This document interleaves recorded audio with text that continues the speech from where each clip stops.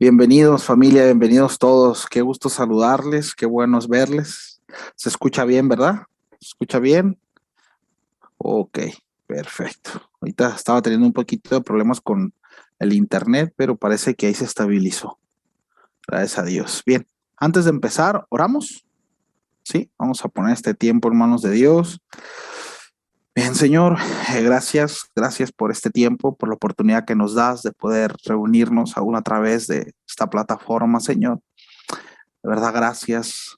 Queremos eh, disponer nuestro corazón, nuestros pensamientos, aún, Señor, aquellas cosas que podrían o pueden distraernos, que nos ayude, Señor, a ubicarlos en el lugar que deben de estar en este momento y que este tiempo, Señor, sea para poder enfocarnos en ti, Señor. Dame la gracia para poder predicar tu palabra, que el consejo que tienes esta tarde para nosotros, Señor, sea claro y que puedas también, que encuentres, Señor, en nosotros esos corazones dispuestos, Señor, a ser instruidos y a obedecer, Señor, tu instrucción. Gracias, Señor, por todo en el nombre de Jesús.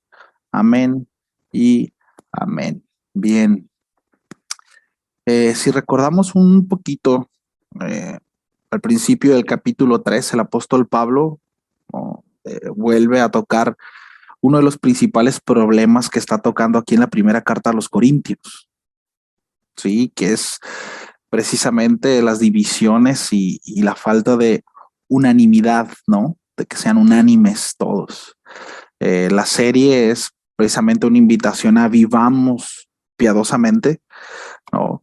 Y el punto hacia donde el apóstol Pablo quería llevar precisamente a los corintios, a los creyentes, era hacia la sabiduría y la devoción a Dios, ¿sí?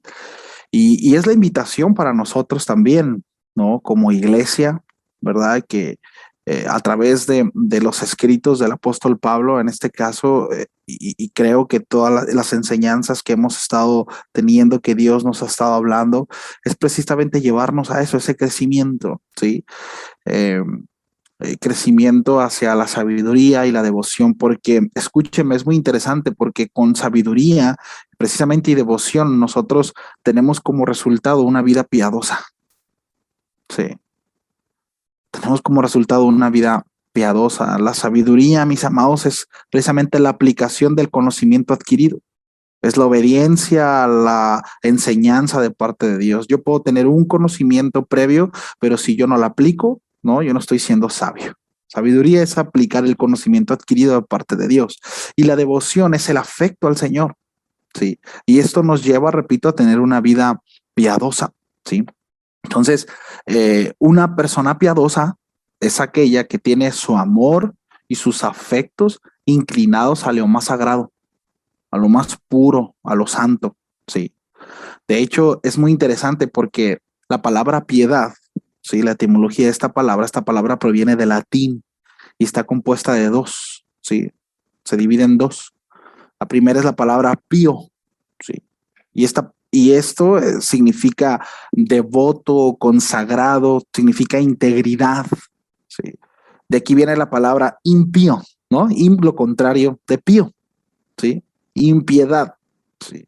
Lo contrario de integridad, lo contrario de amor, lo contrario de fraternidad, lo contrario de todo aquello que está inclinado hacia lo santo y lo íntegro. Eso es impío, son los impíos, ¿no? Aquellos que están en contra de la piedad, ¿sí? Entonces, pío significa esto, ¿verdad? Y viene un sufijo que es en latín ta, por eso es piota, ¿sí? Pero en español es la palabra da, piedad, y significa transformación. Y esto es muy interesante, porque esta palabra originalmente se usaba para hablar de alguien que estaba siendo transformado a la integridad, a la rectitud y al amor. Sí, piedad. Entonces, Pablo, mis amados, quiere llevar a los corintios a la piedad, ya que, repito, la formación de grupos que provocaban las divisiones internas en la iglesia cada vez era más acentuado, cada vez era más evidente, ¿sí? Entonces, en el capítulo 3, el apóstol Pablo retoma esto, ¿sí? Y en los últimos versículos que hemos estado leyendo de este mismo capítulo, el apóstol Pablo utilizó la metáfora, ¿no?, de la construcción para comparar a los ministros con constructores e insistirles que evaluemos, mis amados, la forma en cómo es que estamos construyendo o reedificando, ¿sí? La casa del Señor, no este edificio, ¿sí? Ya que este edificio, pues no está hecho de piedras muertas, sino de todos los creyentes, ¿no? El apóstol Pablo usa tres metáforas, ¿no? El primero usa la familia o el crecimiento natural, cuando empieza a hablarle de la inmadurez, ¿no? Dice, quise darles el alimento, porque traía alimento sólido, sí, pero tuve que darle lechitas, ¿no? Y quise tratarlos como espirituales, como maduros, dice, pero eran como niños, ¿no? Inmadurez. Y usa y utiliza otra metáfora en la agricultura, ¿no? Habla acerca de dar fruto y del crecimiento, ¿verdad? Acerca de que él sembró, ¿verdad? Otro regó, y luego dice que otro del crecimiento, otro edifica, ¿verdad? Jesús, cuando recuerdan, estaba con sus discípulos ahí y preguntó, ¿no? ¿Qué es lo que dicen de mí? ¿Se acuerdan? ¿Qué dice la gente de mí? O sea, bueno, dicen que tú eres Elías, dicen que tú eres Juan el Bautista, dicen que tú eres Moisés. Y dice, bueno, ¿y ustedes qué piensan? Y el apóstol Pedro dijo, tú eres el Cristo, el Hijo del Dios viviente. Dijo, bien has dicho, ¿no? Tú eres Pedro, ¿sí? Y sobre esta verdad, sobre esta roca, dice, edificaré mi iglesia. ¿Sabes? ¿Quién edifica? Y esto es muy interesante porque dice el apóstol Pablo que él es el cimiento, Jesús es el cimiento, ¿verdad? El apóstol Pablo en este caso dice que él es el arquitecto, ¿verdad? Aquel que puso la primera roca sobre el cimiento que es Cristo, ¿sí? Usando la ilustración de la agricultura, él sembró, dice que Apolo regó, pero, pero cada uno dice debemos de reedificar sobre aquel que edifica. ¿Y quién es el que edifica? Repito, es Cristo. Él es el que edifica la iglesia, ¿sí? Y en este sentido, pues sabemos que Jesús no va a edificar, ¿verdad? Pues de una manera negligente, ¿cierto? Es cuestión de que nosotros echemos un clavado, no, o echemos un vistazo más bien al universo y veamos qué tal construye Jesús. O sea, Jesús no es como que, híjole, le metí varilla de 3/8 y era María de media, ¿no? Y puse aquí faltó un refuerzo, aquí faltó un castillo. La realidad es que no, ¿no? Sin embargo, el apóstol Pablo, ¿no?, viene hablando acerca de que nosotros debemos de cuidar sobre la reedificación. Y es muy interesante porque escuchaba yo la ilustración acerca de esto y se me hace muy claro. Y es que nosotros, cuando habla acerca de la reedificación, tiene que ver, mis amados, con acabados, ¿no? Es decir, por cuanto Cristo es la cimentación, ¿sí? Y él edifica, el apóstol Pablo, en el caso de los Corintios, dice, no es cuestión mía que ustedes hayan inmadurez porque lo que traje, ¿no? O la semilla que se plantó fue la correcta, ¿no? Fue el mensaje correcto, vine y les prediqué de Cristo, no les traje sabiduría humana, no vine acá como que tratándolos de apantallar con ninguna artimaña, ¿verdad?, humana o terrenal, sino el mensaje que traje fue a Cristo y crucificado, y jamás tuvimos la intención de hacer vana la cruz, por tanto nos apegamos a ese mensaje, ¿verdad? Pero, sí, esta casa, este edificio no se cae. ¿Sí sabía usted eso? Es la iglesia, esto no se cae, porque Él es el cimiento, Él es, ¿verdad? Él está edificando, no se cae, pero nosotros reedificamos. Pero aquí depende mucho, mis amados, pues de qué color pintemos el edificio, qué acabado le demos. Si le vamos a dar, ¿verdad?, un entortado rústico, si le vamos a poner fina, si vamos a meterle alguna textura, ¿verdad? Si le vamos a adornar de alguna manera, si vamos a poner pérgolas, si vamos, no sé si me explico, ¿no? Y después el apóstol Pablo habla acerca de cómo reedificar, ¿no? Y habla acerca de ciertos materiales, ¿no? Aquellos, ¿no?, que son puros, que cuando nosotros vemos el contexto de la palabra, todos siempre nos llevarán a la misma escritura, ¿verdad? Que cuando venga el día que sea probado, ¿verdad? Que sea pasados por fuego. Curiosamente, estos se purifican más. Y otros materiales que cuando viene el fuego se desintegran, ¿no? El apóstol Pablo nos invita a reedificar de una manera sabia, que seamos diligentes en ese sentido. Entonces, en ese contexto, ¿sí? El apóstol Pablo vuelve de nuevo, ¿sí? Y trata aquí de mostrar, ¿verdad? Aquellos que se dedican a causar divisiones entre la iglesia, el edificio, el cuerpo de Cristo, ¿verdad? Y trata de enfatizar el terrible pecado, mis amados, que cometen, ¿sí? Ya que lo que hacen es destruir el templo del Señor. Y el apóstol Pablo habla acerca de un castigo, ¿no? Para con ellos. Entonces, para entrar ahí en tema, ahí acompáñeme por favor a Primera los Corintios, capítulo 3, versículo 16 y 17. Va a ser la enseñanza muy cortita, pero creo que será de mucha bendición. El apóstol Pablo le dice a los corintios, dice, ¿no sabéis que sois templo de Dios y que el Espíritu de Dios mora en vosotros? Esta pregunta, ¿no? El apóstol Pablo es una forma, ¿no? De ratificar una verdad bíblica que ya estaba presente en la mente de los corintios, ¿sabe? O sea, eh, tratando, eh, tratando de poner el contexto, recordemos que en primera instancia lo que el apóstol Pablo está haciendo con esta carta es recordarles algo que él ya les enseñó. Él, él es quien les predica a los corintios, ¿sí? Hablábamos acerca de una carta previa a los corintios, ¿sí? Antes que esta. Entonces, es decir, hay mucha enseñanza que los corintios, mucha información que los corintios tenían muy clara, mis amados. Sin embargo, eran inmaduros, ¿sí? Lo que el apóstol Pablo está haciendo aquí, ¿no? Es rectificar algo a manera de pregunta que los corintios ya sabían, que los corintios ya tenían presentes. ¿No sabéis que sois templo de Dios y que el Espíritu de Dios mora en vosotros? ¿Sabe? Esta frase debe de provocar en nosotros dos cosas, tal vez muchas, ¿no? Pero principalmente dos, sí. Una, en primero, el asombro y el agradecimiento precisamente por ser parte del templo de Cristo, porque ahorita vamos a ver, ¿no? Las implicaciones de esto. Y por otro lado, mis amados, un temor reverente hacia Dios. El tener presente que el Espíritu de Dios mora en nosotros y está presente, escúcheme bien, en todo lo que pensamos, en todo lo que hacemos, en cómo nos conducimos, en cada decisión que tomamos.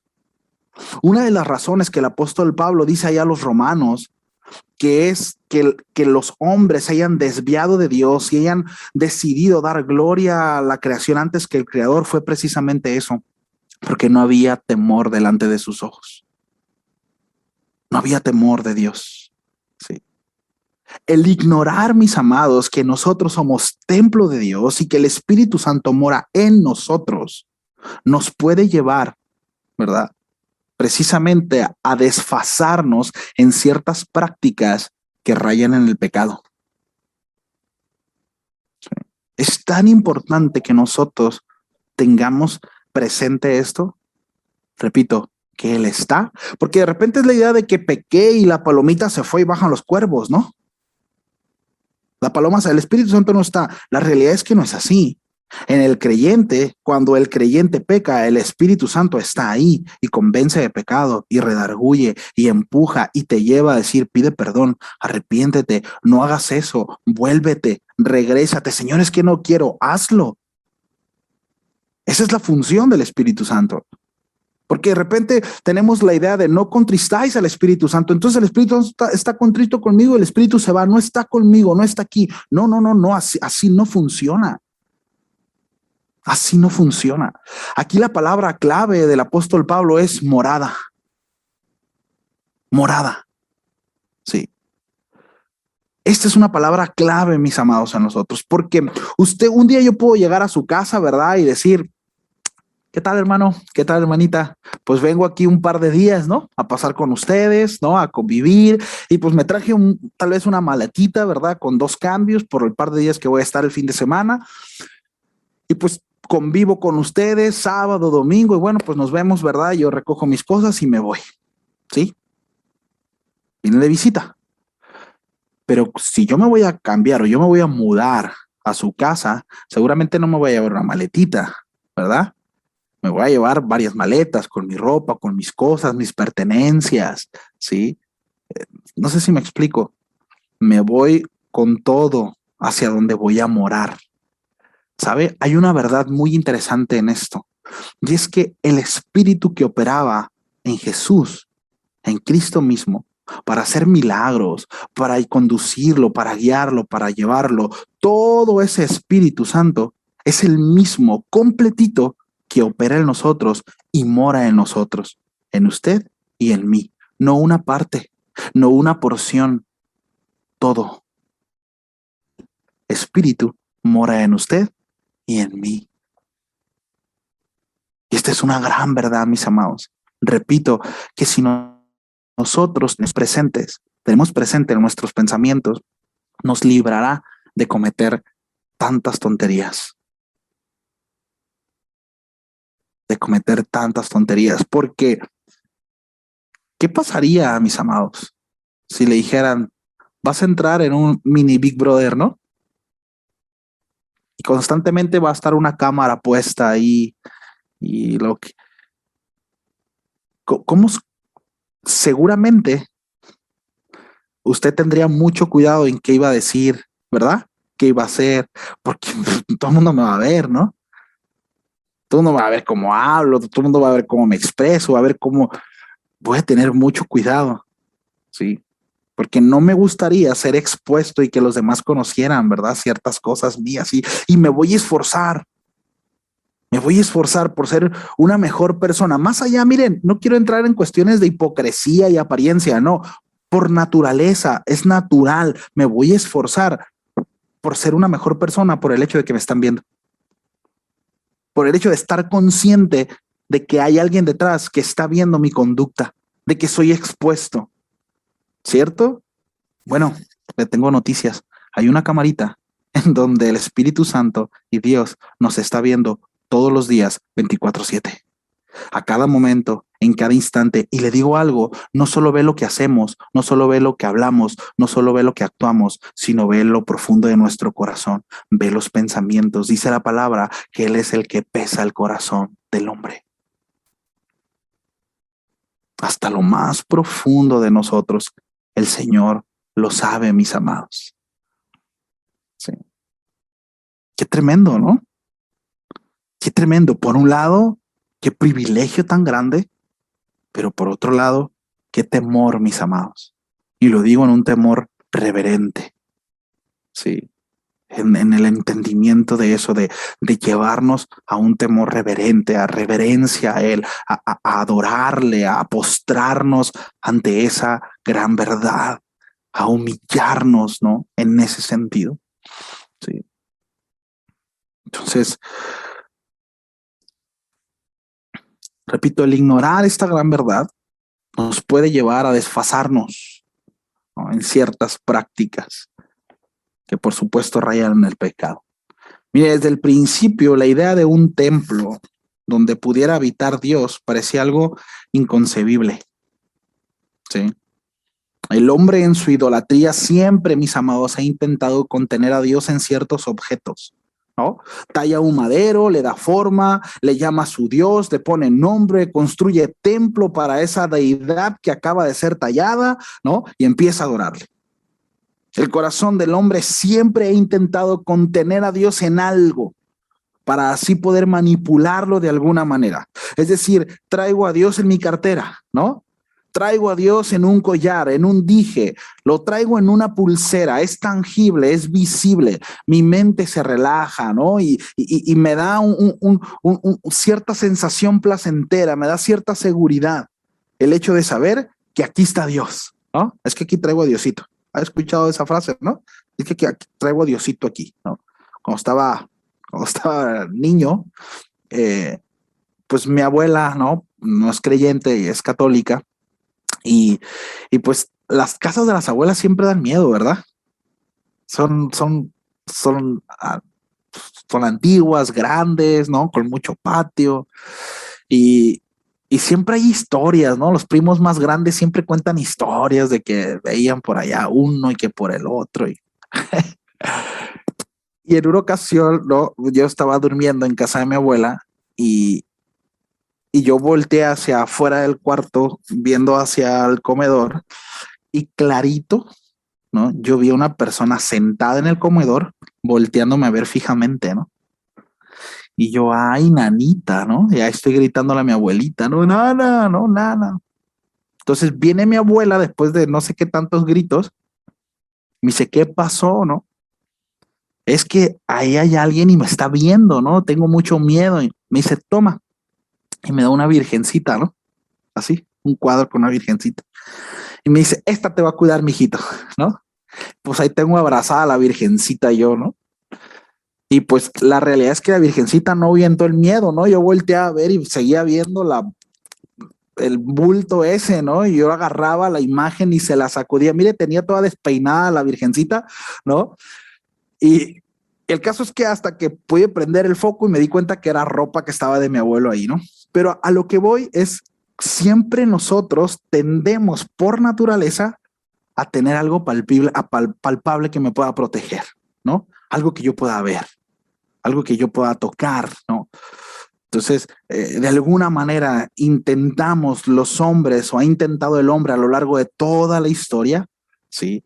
Poder manipular a Dios y poder tenerlo en algún objeto. Cuando necesite a Dios, entonces saco mi amuleto, ¿no? Donde Dios me protege, ¿sí? Bueno, eso tal vez nosotros lo tenemos claro, ¿sabe? Pero yéndonos a la cuestión de idolatría, a lo mejor nosotros hemos avanzado en ese aspecto de la idolatría. Pero de repente, mis amados, solemos actuar de la misma manera, no con algún amuleto, pero sí con ciertas muletillas en nuestro corazón. Y cuando me refiero a muletillas, son a esas ciertas prácticas que yo le he dado un valor que para mí suelen ser espirituales y es ese bálsamo que mi conciencia ha encontrado para poder apaciguarla tantito y sentirme un poquito más espiritual, ¿no?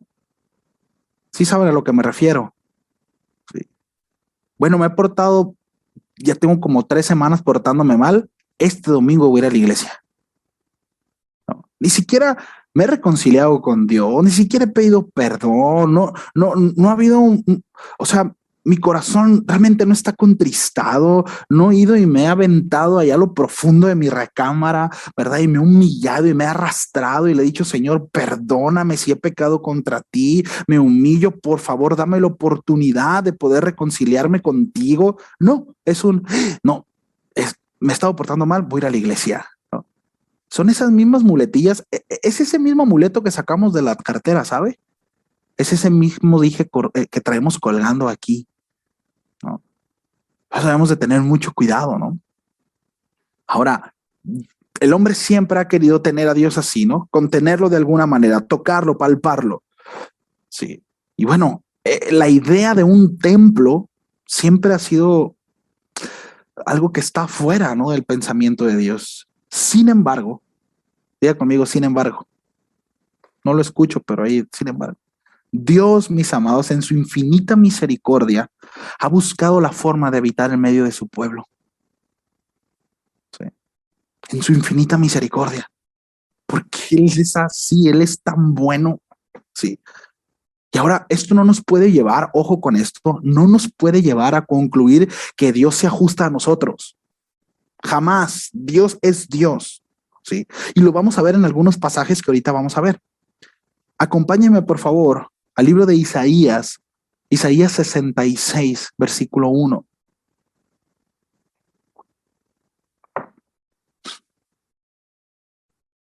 Isaías 66, versículo 1 dice, Jehová dijo así, el cielo es mi trono y la tierra estrado de mis pies.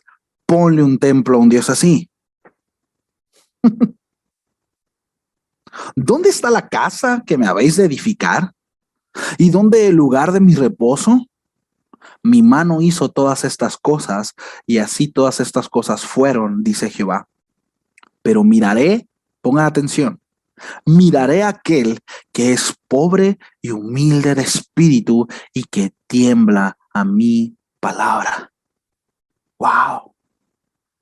Aunque no hay templo o lugar terrenal que pueda contener la gloria de Dios, mis amados, el Señor se agrada en habitar con los humildes de corazón, aquellos que honran su palabra. Dios dice, no moraré en aquello que tú creaste con tus propias manos, sino en aquel que fue creado a mi imagen y semejanza y que teme mi nombre. Sí. No lo haré a su manera, lo haré a la mía. El mismo rey Salomón, cuando edificó el templo en Jerusalén, expresó esta misma idea al considerar la magnificencia de Dios. Dice ahí en Segunda de Crónicas, capítulo 6, versículo 18, dice, ¿qué templo en la tierra podría contener su gloria? Dice el rey Salomón. Mas, ¿es verdad que Dios habitará con el hombre en la tierra? He aquí los cielos y los cielos de los cielos no te pueden contener. ¿Cuánto menos esta casa que he edificado? Sí. Dios se agradó, mis amados, de la oración de Salomón. Salomón tenía claro y dijo, mire, todo esto que es construido, por supuesto, por mandato de Dios, pero él concluyó, yo me imagino, ¿no? Salomón, déjeme imaginar, que no es pecado imaginarse, ¿no? Salomón empezó a hacer, ¿verdad? El templo con las características que le fue dicho, lo tomó, empezó a construir, fue algo increíble, ¿verdad? Lo mejor de lo mejor para el templo. Pero aún ahí, mis amados, si nosotros vemos las características del templo y todo lo que tiene, pero aún cuando terminó, Salomón volteó y dijo, Señor, esto no es nada. Esto no es nada. Esto no puede contener tu gloria, Señor. Es imposible que tú puedas habitar aquí. Y esa oración, mis amados, fue respondida de parte de Dios. Y fíjense lo que dice ahí en Segunda de Crónicas, en el capítulo 7, en el versículo 12. Dice lo siguiente. Y apareció Jehová a Salomón de noche y le dijo, yo he oído tu oración y he elegido para mí este lugar por casa de sacrificio. Si yo cerrare los cielos para que no haya lluvia, y si mandare a la langosta que consuma la tierra, o si enviare pestilencia a mi pueblo, si se humillare mi pueblo sobre el cual mi nombre es invocado, y oraren y buscaren mi rostro, y se convirtieren de sus malos caminos, entonces yo oiré desde los cielos, y perdonaré sus pecados, y sanaré su tierra. Esa fue la respuesta de Dios ante esa oración de Salomón. Al concluir Salomón que Dios era demasiado grande para poder contenerlo en algo creado por sus propias manos. Qué maravilloso Dios, ¿no? En el Antiguo Testamento, mis amados, el templo de Jerusalén era un lugar físico en esta tierra, donde los israelitas iban a buscar la presencia de Dios, creyendo que ahí lo encontrarían, ¿no? Ahora, en el Nuevo Testamento, ¿sí? O en este tiempo, se afirma que el templo de Dios, pues ya no es un edificio hecho en la tierra, ¿no? Sino son los mismos creyentes, usted y yo, como lo afirma precisamente el apóstol Pablo. ¿Qué no saben que sois templos de Dios? Y que el Espíritu de Dios mora en vosotros. Qué interesante es poder alcanzar a ver esto, mis amados. Que toda una nación entera puede juntar lo mejor de sus bienes y puede hacer un templo y puede esforzarse muchísimo, pero Dios prefiere habitar en usted que en todo eso. No sé usted, pero a mí eso me conmueve de verdad.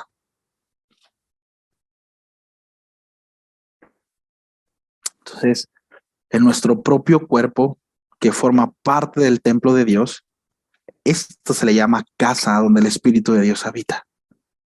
Es la morada del Espíritu Santo. Por eso es tan importante, mis amados, escúcheme, que tratemos bien al cuerpo de Cristo y que lo amemos y que lo cuidemos y que estemos al pendiente. Y me refiero a los hermanos, porque son morada de Dios, porque son la casa de Dios. Sí. El apóstol Pablo, allá en los Efesios, en el capítulo 2, versículo 21, le dice, en quien todo el edificio, dice, bien coordinado, va creciendo para ser un templo santo en el Señor, en quien vosotros también sois juntamente edificados para morada de Dios en el Espíritu. Todo el edificio, todo el cuerpo va creciendo en armonía. Todos vamos avanzando, todos vamos creciendo, todos estamos siendo reedificados, todo se va poniendo, ¿verdad? Escuchaba una enseñanza en la mañana del pastor Lenin Gutiérrez. Si tienen oportunidad de por ahí buscar las enseñanzas de ese brother, se los recomiendo. Es muy diligente en cuanto a buscar y indagar, ¿no? en la palabra. Y él comentaba lo siguiente, ¿no? En cuanto a esto, que él decía, ¿no? El hecho de que no existen los cristianos de silla, ¿no? Los que calientan banca, los calientabancas, ¿no? Si alguno piensa que es un cristiano que solo calienta bancas y que no está aportando nada al cuerpo de Cristo, dice, ese es un engaño de Satanás. Todos, de alguna manera, bajo esta enseñanza que el apóstol Pablo está dando a los corintios, todos, mis amados, de alguna manera estamos aportando algo para la iglesia y estamos poniendo algo, algún material, todos, y en algún momento seremos exhibidos. Pero todos estamos siendo parte de esta reedificación del templo, del edificio, de la casa de Dios. No existe tal cosa, no existe un creyente, escúcheme, que pase desapercibido ante los ojos de Dios. Ninguno pasa desapercibido. El hecho de que alguno diga, bueno, voy a apagar la cámara y voy a pasar desapercibido ante los hermanos, no pasa desapercibido, y ante Dios mucho menos, ¿no? No pasa, no pasamos, no hay ningún creyente que pase desapercibido delante de Dios. El Señor, mis amados, está consciente y tiene presente cada uno de nosotros en su corazón, porque aun cuando Dios desde el principio tuvo en mente una familia, un cuerpo, ¿sí? Siempre ha estado, pero el Señor está muy interesado en tener relaciones personales. El Señor desea tener una relación personal con cada uno de nosotros. Y el Señor conoce nuestras necesidades y sabe lo que deseamos, lo que necesitamos, lo que queremos, lo que nos gusta, lo que no nos gusta. El Señor nos conoce perfectamente bien. Dice la Escritura que aún antes de que nuestro pensamiento pueda salir de nuestra boca, el Señor lo conoce. El Señor sabe qué tantos cabellos hay en nuestra cabeza. Ninguno, mis amados, pasa desapercibido por el Señor. Si alguno en algún momento ha pensado, el Señor se olvidó de mí, porque estoy teniendo estos problemas, porque me está pasando esto, eso, mis amados, debo decirlo, es un vómito del enemigo, del infierno. Eso no es real. La verdad de Dios es que el Señor está interesado en usted y en mí, como cuerpo, como familia, pero como individuo. Y nos conoce y está al pendiente de nosotros. Sí. ¿Sabe por qué? Porque mora en usted, porque mora en mí, porque ahí está, porque está presente todo el tiempo, todo el tiempo. Él no se va, él no se raja, pues, ¿no? No es como que aquí las cosas ya no me gustaron, ahí te le echas, me voy. No, él no es así. Él está ahí porque es fiel. Él está ahí. Por eso el apóstol Pablo también le dice a los corintios más adelante, huid de la fornicación. Vamos a llegar ahí en el capítulo 6. Debido a esta gran verdad dice, huyan, porque cualquier otro pecado que el hombre cometa está fuera del cuerpo, más el que fornica contra su propio cuerpo peca. Cuidado, cuiden su cuerpo, cuiden el templo de Dios. Y por supuesto que está hablando acerca de la cuestión espiritual, del santuario que debe de ser ese lugar donde Dios habita el corazón de cada creyente, ¿no? El corazón de cada creyente. ¿Y qué acuerdo hay? Dice el apóstol Pablo en la segunda carta a los Corintios, capítulo 6, versículo 6, dice lo siguiente: ¿y qué acuerdo hay entre el templo de Dios y los ídolos? Dice, porque vosotros sois el templo del Dios viviente. Como Dios dijo, habitaré y andaré entre ellos y seré su Dios y ellos serán mi pueblo. Esto, mis amados, precisamente otro rasgo y otra implicación de la morada de Dios es identidad y pertenencia. Identidad y pertenencia. ¿Sí? Somos de Él, le pertenecemos a Él. Somos morada de Él. Somos el pueblo de Él. Somos suyos. ¿Sí? Y le pertenecemos a Él. No nos pertenecemos a nosotros mismos. No. Es que no sé quién soy, estoy buscando mi identidad. Ahí está, la palabra te da identidad. Ahí está. En Cristo Jesús. Ahora eres pueblo de Dios. El apóstol Pablo le dice a los efesios, antes estaban extraviados, sin pueblo, sin Dios, no eran parte de las promesas del pacto, ustedes estaban totalmente ajenos a ello, pero ahora en Cristo Jesús son parte de sus promesas. Ahora ustedes también pueden degustar de esas manjares espirituales, de todo aquello que el Señor les ha dado en Cristo Jesús. Bueno, también son parte de eso en Él. Ya no más están extraviados. Dice, vivían sin Dios y ajenos a sus promesas. En Cristo, ya no más. Sí, ya no más. Entonces, ahora hay una advertencia, ¿verdad? Para aquellos que destruyen el templo del Señor.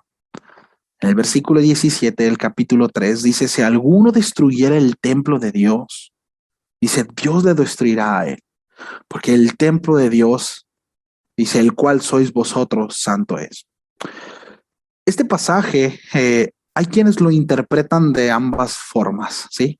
Por un lado, que no se refiere a una destrucción como una condena de parte de Dios, sino el hecho de no estar bendecido, ¿verdad? Y no degustar de aquellas bendiciones que Dios quiere que tengamos, porque se está refiriendo a los creyentes como tal, ¿verdad?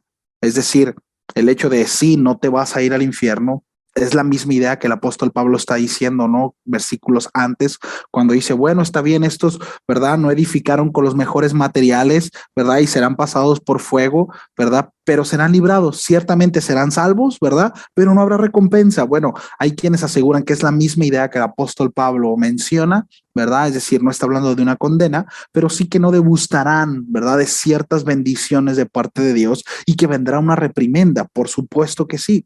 Dios, ¿verdad? A sus hijos corrige, no extermina, pero corrige, ¿sí? Y por otro lado, hay quienes aseguran, ¿verdad?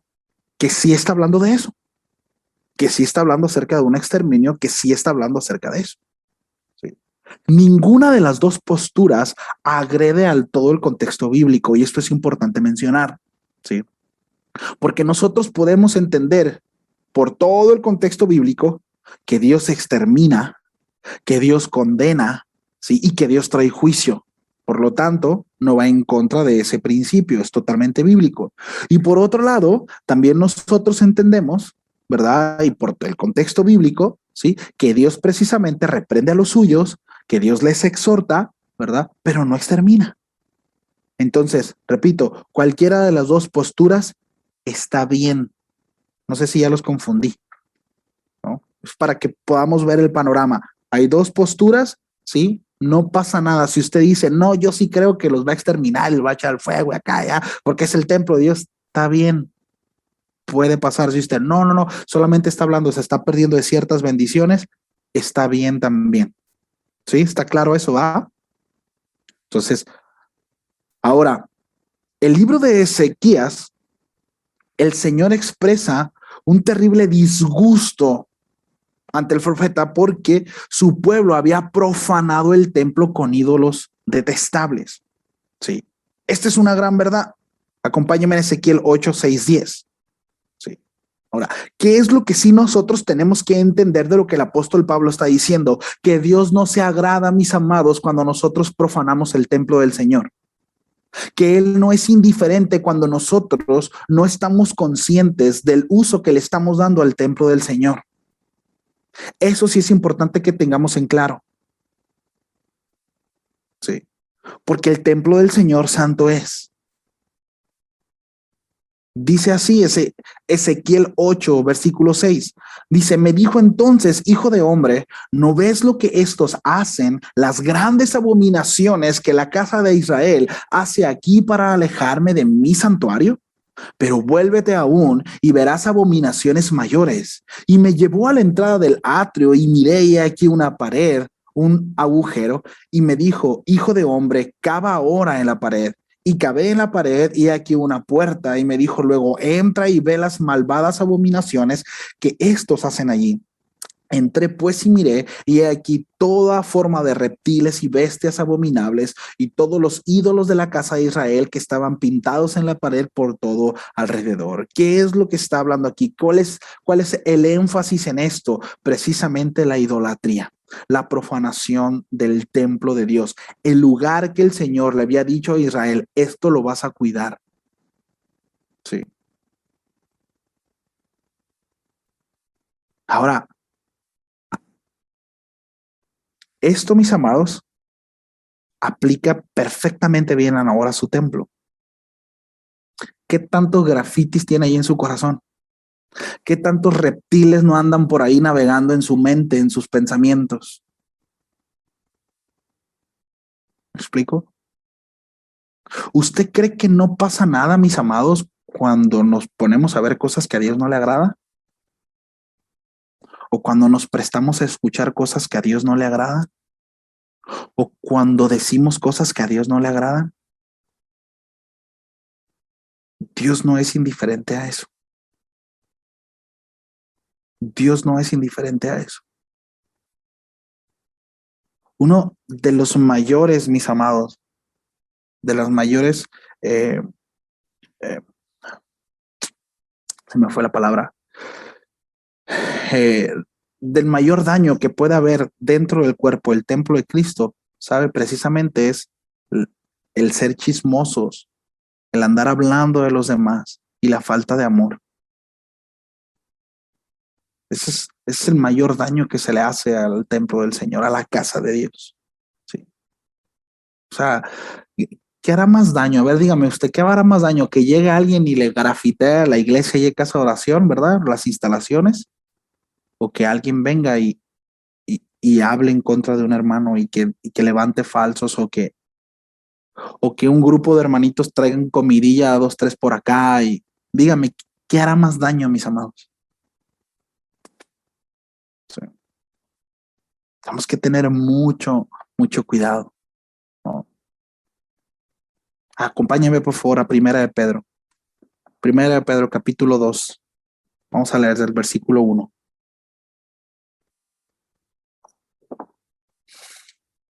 Pedro tiene esta misma idea, ¿no? Y el apóstol Pedro está hablando acerca de la madurez también. Es el contexto. Y dice lo siguiente, dice, por tanto, desechando toda malicia y todo engaño. Sí, esto es importante. Aquí vemos la responsabilidad en el creyente, ¿cierto? Desechando, desechando toda malicia y todo engaño, desechando toda hipocresía. Sáquenlas, deséchenlas. Sí, no puede estar ahí. Desechen toda hipocresía. ¿Qué más? Envidia. Desechen envidia y toda difamación. Sí. Deséchenlo. Y luego dice lo siguiente, desead como niños recién nacidos la leche pura de la palabra para que por ella crezcáis para salvación. ¿No? Deseáis, esta palabra desear, ¿sí? Tiene que ver, mis amados, más allá de una cuestión de deseo, de una cuestión de sensorial, tiene que ver con un afecto. Esto es muy interesante. Uno de los vínculos más fuertes que hay en la vida es el vínculo que hay entre madre e hijo, precisamente al momento de ser amamantado. Por ejemplo, Angelito, cuando estaba pequeño, llegó el punto en el que ya le tocaba que comiera papilla, ¿no? Pero no quería, porque solamente quería estar pegado con su mamá. Era un vínculo muy fuerte, ¿no? Y de hecho el médico comentó eso. Entonces lo que se hizo pues fue quitarle de golpe, ¿no? La chichi de mamá y y se le dio un suplemento, porque en este caso a Angelito de manera muy particular, ¿sí? Tengo que ser muy específico con eso. Angelito de manera muy particular ya no le estaba haciendo bien, ¿sí? Ahora, el ejemplo, la ilustración no es eso, la ilustración es el vínculo, ¿sí? Que quiero dar aquí. Porque esta palabra de desear tiene que ver con eso. Tiene que ver no solamente con una cuestión de deseo sensorialmente y necesidad, sino tiene que ver con afecto, como el niño con la mamá. Tiene que ver con un afecto, tiene que ver con un vínculo, desearlo así, ¿no? Como recién nacido. La leche pura de la palabra para que por ella crezcáis para salvación. La palabra es lo que nos va a hacer crecer, ¿no? Es el Señor quien produce el crecimiento, ¿recuerdan? Como a través de su palabra. Si es que habéis probado la benignidad del Señor. Sí. Y si viniendo a Él como una piedra viva, desechada por los hombres, pero escogida y preciosa delante de Dios, también vosotros como piedras vivas, fíjense, ser edificados como casa espiritual para un sacerdocio santo, ¿sí? Aquí lo que está hablando, de hecho, y ahorita lo va a mencionar el apóstol Pedro, es que está hablando como Jesús, como esa piedra de cimentación, esa piedra que está abajo, y nosotros como esas piedras que están siendo sobreedificadas sobre esa piedra. Y dice, bueno, como una casa espiritual, si es la ilustración, para un sacerdocio santo. La función del sacerdote es servirle a Dios, ¿no? Entonces, lo que está enfatizando el apóstol Pedro es precisamente vidas consagradas a Él, ¿sí? Y que nosotros, mis amados, somos precisamente ese templo, la misma idea del apóstol Pablo, ¿verdad? Donde el Espíritu de Dios o el Señor mora en nosotros, ¿sí? Ahora, dice que esto, dice el apóstol Pedro, cita a Isaías 28:16 cuando dice, pues esto se encuentra en la Escritura. Dice, aquí pongo en Sión una piedra escogida, una preciosa piedra angular, y el que crea en él no será avergonzado. Déjeme por favor citar Isaías 28:16, porque de allá es donde el apóstol Pedro utiliza. Él manda llamar a Isaías 28:16 y dice, por tanto, así dice el Señor Dios, he aquí pongo por fundamento en Sión una piedra. ¿Quién es el fundamento? Jesús, Cristo, ¿verdad? Una piedra probada, angular, preciosa, fundamental, bien colocada. Dice, el que cree en ella no será perturbado. ¿Sí? Entonces, piedras vivas, ¿no? Imagínese, mi hermano, ¿no? Con esta idea, y con esto estoy terminando la enseñanza. Pero imagínese, ¿no? En esta ilustración el hecho de que somos nosotros templo del Señor, ¿sí? Somos esas piedras vivas, como dice el apóstol Pedro, tratando también, usa la misma ilustración de la edificación del templo, ¿no? Morada de Dios.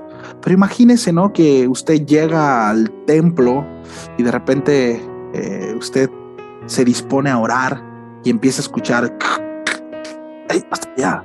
¡Hey! Y voltea, ¿no? Y quítate de aquí, ¿por qué no me saludaste? Y empieza a escuchar a las piedras, ¿no? Crujir unas con otras. ¿Y por qué estoy aquí? Yo no quería estar aquí, pero es que Dios me puso aquí. No sé si me explico. ¿Sabe? Las piedras muertas no causan ningún problema, pero las piedras vivas, sí. Las piedras muertas, ahí están. No se quejan, no hablan. Las pones y ahí se quedan. Pero las piedras vivas. Cuando nosotros podamos alcanzar a entender esto con madurez, que todos estamos siendo llamados a eso, todos estamos siendo llamados a eso, podremos entender, mis amados, cuán relevante y cuán importante es la función de ser una piedra viva dentro del edificio de Dios. Y que para que haya armonía en ese templo santo apartado para Él, ¿sí?, necesitamos sí o sí vivir, mis amados, piadosamente. Vivir piadosamente. Hacia allá Dios nos quiere llevar. ¿Por qué? Porque somos el templo de Dios, porque somos morada de su Espíritu. ¿Sí? Y ahora sí, con esta termino. Final, diría Pastor Raúl, ¿no? Lo más precioso de todo esto es que el Señor jamás dejará de empujar en ese sentido. Si usted y yo somos hijos de Dios, nosotros no encontramos ninguna referencia, ¿verdad?, a hijos de Dios, ¿sí?, aquellos en donde Dios hace morada, en donde el Espíritu Santo deje de trabajar en nosotros. No. El apóstol Pablo le dice a los filipenses, no, estoy seguro, tengo la certeza, que el que empezó la buena obra la perfeccionará. Hay esa convicción, yo sé. El apóstol Pablo le dice a Timoteo, yo sé en quién he creído y en dónde he depositado mi confianza, y sé que al final mi galardón ha sido guardado. Yo sé por quién he peleado, yo sé por quién he avanzado, por quién he arriesgado mi vida, yo lo sé y estoy seguro de eso. Y con esa misma seguridad dice el apóstol Pablo, aquel que empezó la obra en ustedes, dice, no va a dejar de trabajar, él la perfeccionará. ¿Hasta cuándo, mis amados? Hasta que el día del Señor venga, hasta que Jesucristo sea manifestado.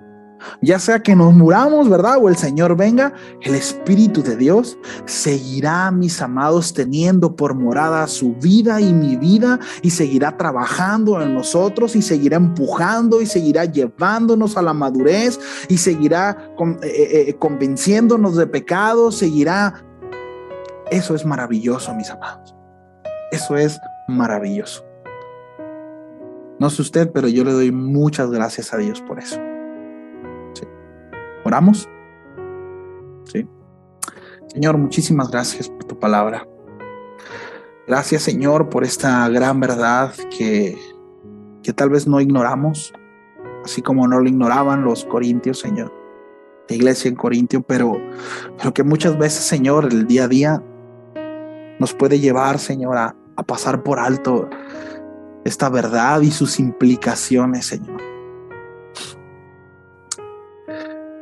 Gracias, Señor, por recordárnoslo. Gracias. Yo ruego que esto, Señor, penetre lo más profundo de nosotros, que nos lleve a tomar decisiones, nos lleve a vivir de manera piadosa, Señor, que es la invitación que nos hace, Señor, vivir piadosamente. Gracias, Señor, por tu bondad, gracias por tu misericordia, porque no lo merecemos, Señor. Y entre más indagamos, entre más profundizamos en las Escrituras, Señor, híjole, cada vez nos damos cuenta, Señor, cuán grande, cuán insondable, cuán maravilloso eres tú, Señor. Cuán profundo es tu amor por nosotros, Señor. Y es totalmente inmerecido, Padre. Gracias por tu cuidado. Gracias, Señor, por tu bondad. En el nombre de Jesús. Amén y amén.